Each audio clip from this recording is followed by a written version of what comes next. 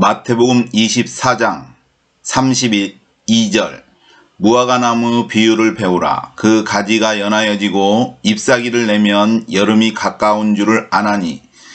33절 이와 같이 너희도 이 모든 일을 보거든 인자가 가까이 곧 문 앞에 이른 줄 알라. 34절 내가 진실로 너에게 말하노니 이 세대가 지나가기 전에 이 일이 다 이루리라. 오늘은 마태복음 24장 32절에서 34절의 내용에 대하여 생각해 보겠습니다. 이 부분은 무화과 나무 비유에 대한 내용입니다.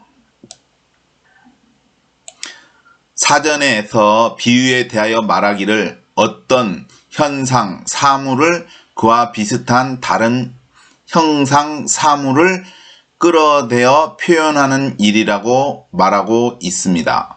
사전적 의미를 통하여 무화과 나무의 비유는 무엇을 말하고 있는지 알 수 있습니다. 무화과 나무의 비유는 예수님의 재림에 관한 것임을 분명하고 확실하게 알 수 있습니다. 무화과 나무뿐 아니라 모든 나무도 겨울에는 가지만 있는데 죽은 것 같지만 죽지 않았습니다. 이유는 봄이 되면 가지가 연하여지고 또한 잎사귀를 내기 때문입니다. 즉 무화과 나무의 가지가 연하여지고 즉 가지에 물이 오르는 것이지요. 그리고 잎사귀를 내면 여름이 가까운 줄을 안다고 했습니다. 여름이 가까운 것을 어떻게 알지요? 바로 가지를 보고 잎사귀 나오는 것을 보고 알게 됩니다. 마찬가지로 이 모든 일을 보거든 인자가 가까이 곧 문 앞에 이른 줄 알라 했습니다. 무화과 나무를 통해서 여름이 가까운 줄을 알듯이 예수님의 재림도 가까운 것을 알 수 있다고 했습니다. 무화과 나무가 비유듯이 그러면 여름은 가지가 연하여지고 잎사귀를 내면 가까운 것을 아는데 그러면 예수님의 재림은 무엇을 보아야 할까요? 가지와 잎사귀를 보아야 합니다. 말라버린 무화과 나무에 대한 이야기가 있습니다. 예수님께서 시장하셔서 가보니 무화과가 없어서 예수님께서 이제부터 영원토록 내게 열매가 없을 것이다 라고 하였더니 나중에 보니 무화과 나무가 말랐습니다. 제자들이 이에 대하여 말하였는데 예수님께서는 믿음에 대하여 이야기하셨습니다. 그런데 생각으로는 이때 예수님께서 성전에 들어가셔서 상을 엎으시고 장사를 못하게 하셨습니다. 즉 예수님께서 이르시되 기록된 바 내 집은 만민의 기도하는 집이라 칭함을 받으리라고 하지 아니하였느냐? 그러나 너희는 강도의 구려를 만들었도다 하셨습니다. 강도의 구려이 된 성전은 결국 말라버린 무화과를 표현하는 것으로 판단됩니다. 우리는 하나님께서 농부이심을 기억할 필요가 있습니다. 요한복음 15장 1절에 내가 참 포도나무요 내 아버지는 그 농부라. 주말 농장하는 사람들은 작물을 재배할 때 취미로 하기도 합니다. 그런데 농부는 취미로 농사를 하지 않습니다. 즉 수확을 바라고 농사를 짓습니다. 누가복음 13장 6절에서 9절을 보면 있겠습니다. 이에 비유로 말씀하시되 한 사람이 포도원에 무화과 나무를 심은 것이 있더니 와서 그 열매를 구하였으나 얻지 못한지라. 가원지기에게 이르되 내가 3년을 와서 이 무화과 나무의 실과를 구하되 얻지 못하니 찍어 버리라. 어찌 땅만 버리느냐? 대답하여 가로되 주인이여 금년에도 그대로 두소서. 내가 두릅하고 거름을 줄이니 이후에 만일 실과가 열면이오니와 그렇지 않으면 찍어버리소서 하였다 하시니라. 이와 같이 열매를 소출을 수확을 위하여 농사를 짓는 것입니다. 레위기 18장 25절에 보면 그 땅도 더러워졌으므로 내가 그 악을 인하여 벌하고 그 땅도 스스로 그 거민을 토하여 내느니라. 28절 너희도 더럽히면 그 땅이 너희 있기 전 거민을 토함같이 너희를 토할까 하노라. 즉 이스라엘이 로마에 멸망하여 2000년 전에 이스라엘 땅에서 쫓겨난 것이 그들의 죄악으로 인하여 즉 구약 레위기에 말한 땅이 이스라엘을 토하여 낸 것이 아닐까 생각해 봅니다.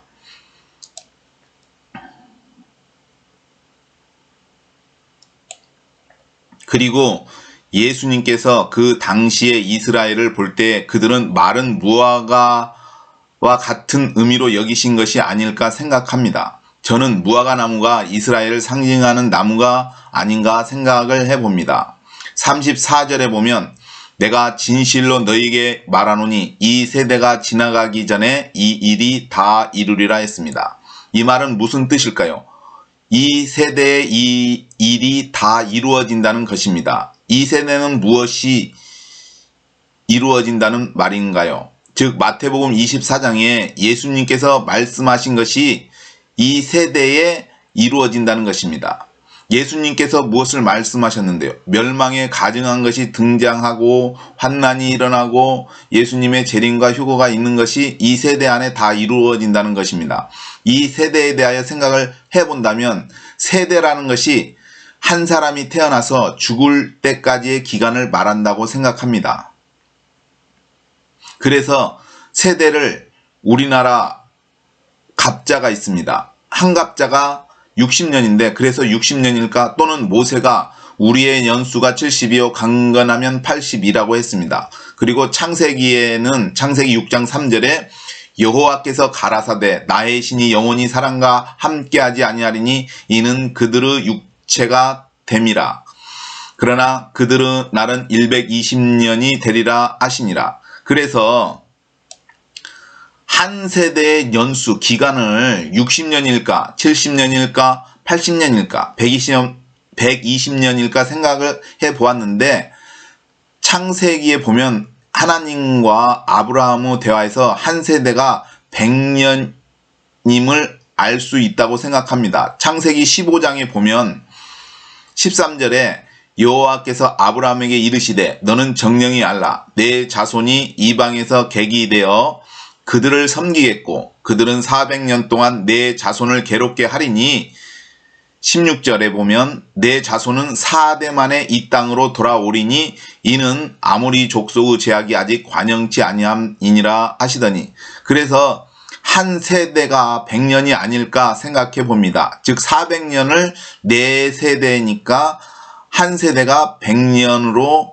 잡았습니다. 저는 그러면 예수님의 무화과나무 비유에서 무화과나무의 연한 가지 그리고 잎사귀를 내는 것을 보고 여름이 가까운 것을 알듯이 예수님이 재림이 가까운 것은 무엇을 보고 알 수 있을까 생각해 볼 때에 이스라엘 나라가 1948년에 독립을 했습니다. 이 독립이 형성된 것이 특이한 것임을 알 수 있습니다. 무슨 말이냐 하면은 이스라엘이란 나라는 2000년 전에 로마에 의하여 멸망을 하였습니다. 그리고 이스라엘 사람은 전 세계에 흩어졌습니다. 그러면 그 나라나 민족이나 풍습에 의하여 정체성을 잃고 흡수되어 버리는데 그렇지 않고 2000년 동안을 지내면서도 정체성을 유지하고 나라를 형성했습니다. 그래서 여름이 가까이 온 것은 그 가지가 연하여지고 잎사귀를 낸 것을 보고 알듯이 예수님의 재림이 가까이 온 것은 이스라엘의 1948년의 독립을 보고 알 수 있다는 것이 아닐까 생각해 봅니다. 즉 이스라엘이 1948년에 독립한 그것이 무화과 나무에서 가지가 연하여지고 잎사귀를 내는 것에 대한 부분이 아닐까, 그것과 같은 맥락이 아닐까, 같은 표현이 아닐까 생각을 해봅니다. 즉 이스라엘의 1948년이 무화과 나무가 연하여지고 잎사귀를 내는 것에 해당한다고 생각됩니다. 예수님의 말씀에 의하여 말라버린 무화과 나무가 죽은 것이 아니라 살아서 가지가 연하여지고 잎사귀를 내었다고 생각합니다. 그것이 바로 이스라엘의 1948년의 독립이라고 생각합니다. 이때에 예수님께서는 한 세대 안에 다 이루어진다고 했습니다. 여기에는 환난, 재림, 휴거까지 포함됩니다. 즉 그래서 1948년에 한 세대를 100년으로 잡았을 때 더하면 2048년이 됩니다. 그래서 개인적인 생각으로는 2048년 안에 세계 정부가 있고 환난이 있고 전지구적인 지진이 있고 재림이 있고 휴거가 있고 이런 것이 2048년 안에 다 이루어진다고 생각하고 있습니다. 저의 2048년 안에 다 이루어진다고 생각을 하는데 시간이 지날수록 그렇지 않을 것 같다보다는 그럴 것 같다는 생각이 더 듭니다. 우세합니다. 그렇게 우세하다 이루어질 것 같다고 생각하는 배경을 보면 우리가 여섯째 나팔을 생각해 보겠습니다.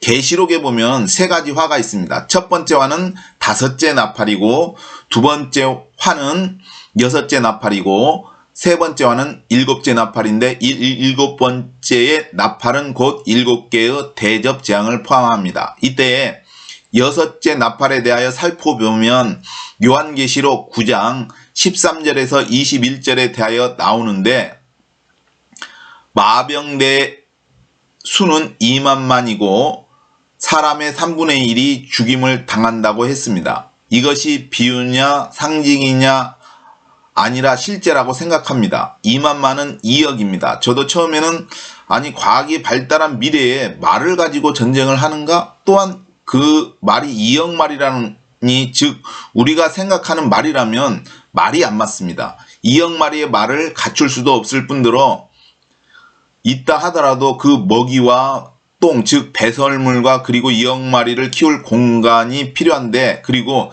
미래의 전쟁에서 말을 타고 싸운다 맞지가 않을 때에 드는 생각이 로봇이 아닐까 생각한 적이 있었습니다. 그런데 최근에 어떤 회사에서 로봇 회사를 인수했는데 사족보행 로봇과 이족보행 로봇을 찍은 사진이 있었는데 즉 사족보행이라는 네 다리로 움직이는 것이고 이족보행은 두 다리로 움직이는 것입니다.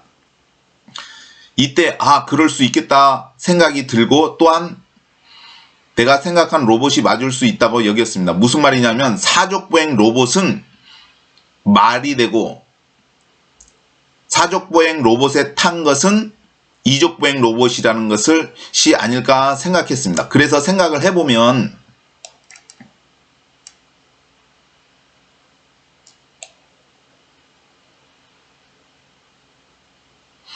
첫 번째는 마병대라는 전투 로봇이란 제품이 나오려면 적어도 10년 내지 15년 정도가 되지 않을까 생각이 됩니다. 그리고 또한 2억 대를 만들려고 해도 2년이나 3년 정도가 걸리지 않을까 생각합니다. 그리고 두 번째는 인류의 3분의 1이 사망하는 이때 인구 분포를 생각해 보면 중국이나 인도가 포함되어야 한다고 생각이 듭니다. 그리고 세 번째 2억 대의 전투 로봇을 만들 수 있는 것은 중국이 아닐까 생각이 듭니다. 왜냐하면 자본과 기술 등을 생각하면 즉 요즘에 보면 드론이나 옥션 같은 데에서 드론이나 전기자전거나 오토바이, 전기차를 보면 대개 전부 다 중국산입니다. 중국이 잘 만드는 것 같습니다. 그래서 로봇도 그 2억 대의 그 로봇을 만드는 것도 중국이 관여하지 않을까 하는 생각이 듭니다. 중국이지 않을까 생각을 해봅니다. 네 번째, 이것은 먹이나 배설물이 없다는 것입니다. 왜냐하면 로봇이기 때문이죠. 그리고 원격으로 조정될 수도 있다고 여겨집니다. 그래서 아직 2억 대의 전투 로봇을 가진 나라는 없으므로 인류의 3분의 1이 죽는 것은 아직 아니라고 생각합니다. 그러나 10년이나 15년 후 정도면 가능하지 않나 생각이 들어서 즉 전투 로봇을 만들어질 수 있다고 생각됩니다. 10년이나 15년 정도 되면 기술이 어느 정도 발달해서 전투 로봇이 만들어질 수 있다고 생각됩니다. 그리고 2억 마리, 2억 대 정도가. 그래서 2022년에서 15년을 더하면 2037년이 됩니다. 그래서 2036년이나 2037년에 여섯째 나팔이 즉 인류의 3분의 1이 죽지 않을까 생각해 봅니다. 즉 여섯째 나팔이 시행되지 않을까 하는 생각을 해봅니다. 개인적인 생각입니다. 이건 어디까지나 저의 개인적인 생각입니다. 그리고 7년에 세계 정부가 형성되고 짐승의 시대가 되고, 그래서 2037년에 플러스 7년을 하면 2044년이 됩니다. 그리고 예수님의 재림과 휴거는 2044년이나 2045년에 일어나지 않을까. 그래서 아까 한 세대 100년을 더했던 2048년 안에 재림과 휴거까지 다 이루어진다고 생각하고 있습니다. 이것은 어디까지나 저의 개인적인 생각입니다. 즉 개인적인 생각을 말하였기 때문에 저는 그때가 되어서 틀리거나 이루어지지 않아도 어떠한 책임을 지지 않을 것입니다. 그러므로 여러분이 받아들일 때, 나의 이 동영상을 받아들일 때 스스로 판단하여서 받아들이시기 바랍니다. 이상 무화과 나무의 비유에 대하여 설명을 드렸습니다.